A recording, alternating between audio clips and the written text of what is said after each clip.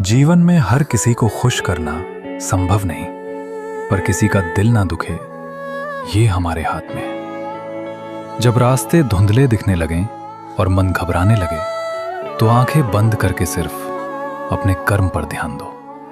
फल की चिंता वही करते हैं जो कमजोर होते हैं। साहसी तो सिर्फ अपना कर्तव्य निभाना जानते हैं। तुम्हारा आज का संघर्ष ही तुम्हारे कल की शक्ति है।